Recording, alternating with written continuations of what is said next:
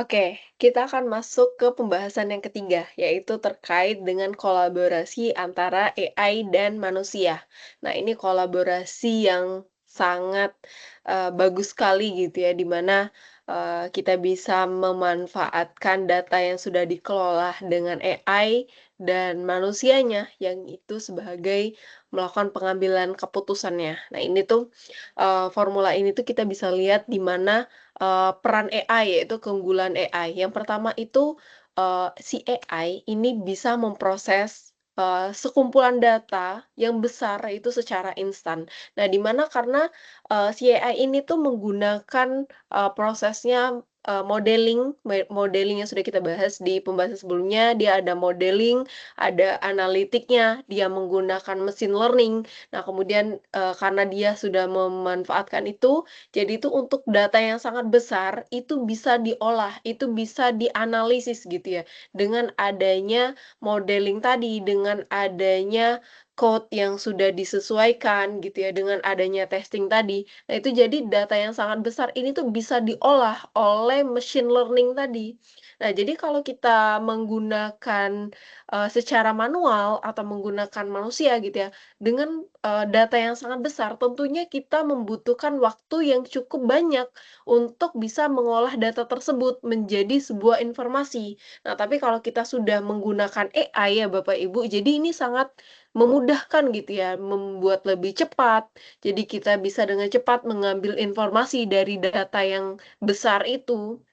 Dan yang kedua, yaitu bisa mengidentifikasi pola yang kemungkinan terlewat gitu ya oleh manusia apabila dilakukan secara manual. Nah, ini proses manual ini mungkin ada beberapa pola-pola itu bisa terlewat. Nah, maka dari itu karena kita sudah adanya modeling, sudah melakukan machine learning gitu ya. Jadi semua data, semua pola itu itu tercatat gitu ya. Jadi tidak ada yang terlewat. Jadi tidak ada yang namanya human error, karena kalau machine learning itu dia sudah dilakukan testing, sudah menggunakan modeling atau model yang tepat karena sudah dilakukan beberapa kali testing gitu ya dengan, minimum error gitu ya, mungkin 0,2 gitu ya. Nah, itu tergantung dengan keputusan, kita dalam membuat modelingnya.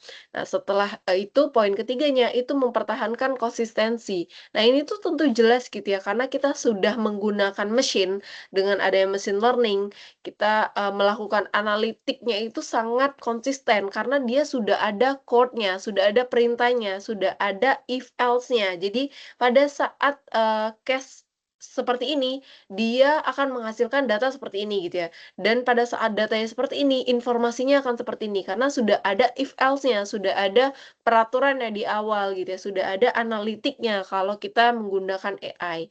Dan yang keempat, itu bisa memprediksi skenario di masa depan. Nah, ini yang kita bahas tadi gitu ya, terkait dengan prediktif analitik ya Bapak Ibu, di mana AI ini yang sudah menggunakan machine learning, nah itu kita bisa melihat pola atau trennya si customer kita ini gitu ya. Jadi misal di bulan lalu, itu pembelian produk ini tuh menurun.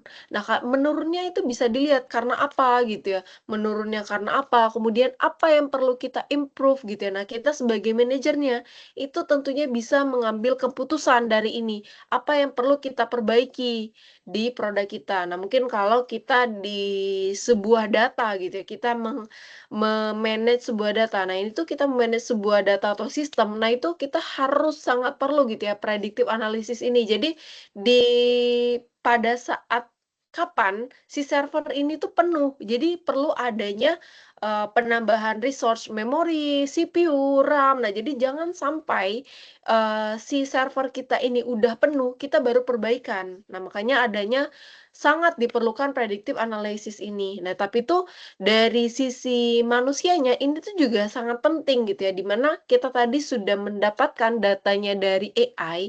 Nah, ini tuh dalam konteks bisnis dan visi yang strategis, ini tuh harus dari human atau dari manusianya yang memikirkan dengan adanya data yang sudah diberikan oleh AI tadi, ini sangat memudahkan gitu ya sebagai manajer untuk mengambil visi yang strategis di perusahaannya. Dan yang kedua, itu membantu memecahkan masalah yang kreatif. Nah, mungkin masalah ini tuh tidak hanya, berkaitan dengan AI, mungkin Di satu perusahaan itu masalahnya sesama human gitu ya, antara manusia. Nah, ini tuh bisa dilakukan atau dipecahkan itu oleh si manajernya.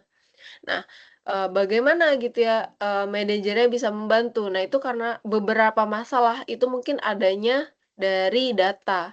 Nah, itu kita karena kalau data kita sudah bisa mendapatkan dari AI tadi gitu ya, bagaimana, eee, polanya, trennya ini turun. Nah, itu kita bisa tahu tuh, apa yang perlu kita improve, kemudian pada saat kapan kita harus, launching produk, karena kan kita sudah tahu nih, behavior customer kita seperti apa gitu ya. Dan kalau, masalahnya dari human, nah itu bisa dilakukan secara manajerial untuk penyelesaian masalahnya. Dan yang ketiga, itu terkait dengan penilaian yang akuntabilitas. Nah tentunya kalau, human itu melakukan penilaian dengan akuntabilitas gitu ya. Dan yang keempat, kepercayaan dan komunikasi. Nah ini tuh kepercayaan dan komunikasi itu tidak bisa menggunakan mesin, tidak bisa menggunakan robot gitu ya, karena mesin dan robot AI ini hanya, mereka menyampaikan beberapa informasi yang kita butuhkan dengan mengolah data tadi, data mentah menjadi informasi yang bisa kita, melakukan pengambilan keputusan, memberikan masukan gitu ya kepada pemangku kepentingan dan atasan. Jadi kalau untuk skill communication tentunya ini pasti dipegang oleh manusianya atau manajernya gitu ya, untuk menjelaskan dari hasil data yang kita dapatkan oleh AI tadi, oleh mesin learning dengan menggunakan dashboard monitoring tadi kan kita kita sudah tahu tuh, trennya produk ini naik atau turun atau adanya perubahan behavior customer. Nah, itu bisa terlihat gitu ya. Nah, jadi itu pertimbangan yang sangat penting yang bisa kita ambil ya Bapak Ibu.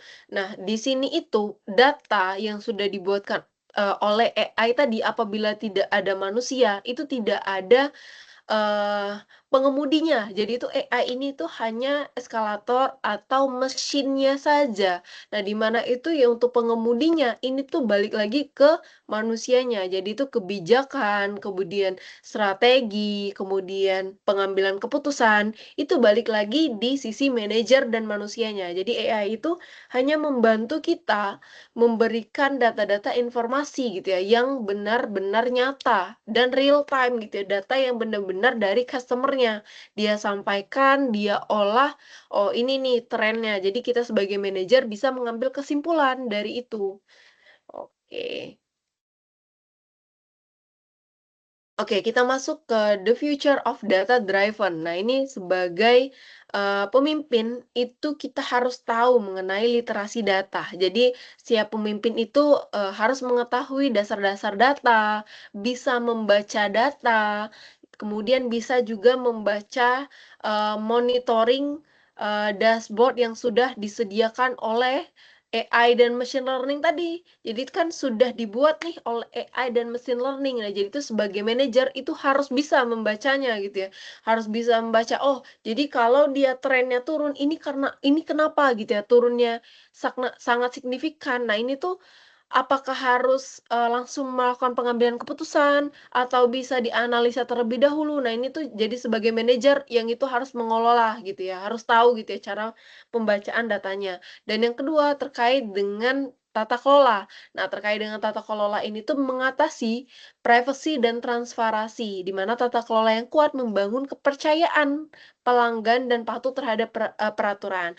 Kita sebagai pelanggan gitu ya, apabila si perusahaan ini tuh sangat mengutamakan privasi dan transparansinya, kita tentunya sangat senang gitu ya dengan perusahaan yang seperti itu, di mana data kita tidak disalahgunakan. Nah, jadi itu data transaksi yang sudah kita lakukan itu tuh emang hanya digunakan sebagai untuk kebijakan strategi di perusahaannya, seperti itu ya. Dan yang ketiga itu desain, berpusat ke manusia. Jadi diterapkannya AI ini ya Bapak Ibu, untuk meningkatkan kemampuan manusia.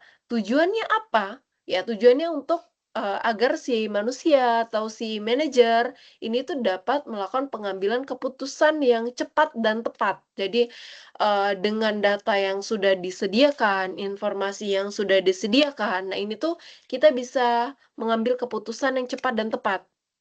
Nah, mungkin ada beberapa case gitu ya, beberapa case itu kita harus segera melakukan pengambilan keputusan. Jadi kalau kita menggunakan intuisi, ini tuh sangat, 50-50 ya, kita tidak tahu apakah, keputusan yang kita berikan ini sudah tepat. Tapi kalau kita mengambil keputusan yang sudah ada datanya, yang sudah diberikan oleh AI tadi, nah ini, tentunya sangat tepat gitu ya, karena kita ada, pegangannya, ada informasinya berdasarkan data yang sudah diolah oleh AI.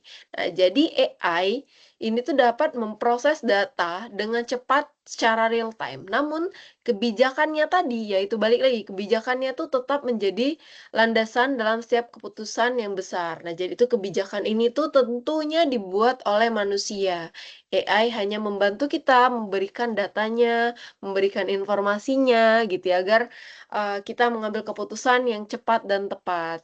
Nah, mungkin kalau kita memanage sistem gitu ya, yang sudah saya jelaskan tadi manage sistem. Jadi, kita sudah tahu nih karena adanya prediktif tadi, dia sudah, mengetahui pola error-nya seperti apa.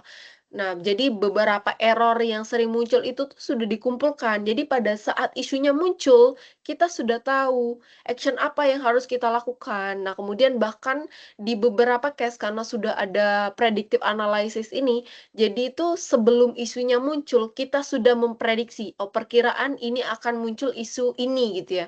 Karena melihat dari trennya, ini tuh peningkatan data sangat signifikan. Tentunya kita memerlukan penambahan resource. Nah, jadi sebelum, adanya isu kita sudah menambahkan resource-nya gitu. Jadi ini tuh sangat membantu gitu ya, terkait dengan, kita me-manage data, kemudian kita untuk membuat suatu produk, launching suatu produk, membuat bisnis gitu ya. Oke, mungkin, informasi atau materi yang dapat saya sampaikan ini sudah cukup, jadi bisa kita pahami gitu ya bahwa, AI ini itu sangat membantu gitu ya, sangat membantu kita dalam memberikan, pengambilan keputusan dengan data yang sudah diolah, bukan data mentah ya, data yang sudah diolah dengan melakukan analisis, machine learning, dibantu juga dengan AI, adanya dashboard monitoring, itu tentu sangat membantu kita sebagai manajer melakukan pengambilan keputusan. Nah, oke, mungkin itu saja, saya tutup, materinya dari kutipan Satya Nadella, yaitu dia menjelaskan gitu ya, "AI is not here to replace humans, but to amplify humans' capability." Jadi AI tidak untuk menggantikan manusia, tetapi AI membantu memperkuat kemampuan manusia. Oke, saya cukupkan. Terima kasih. Selamat pagi. Thank you.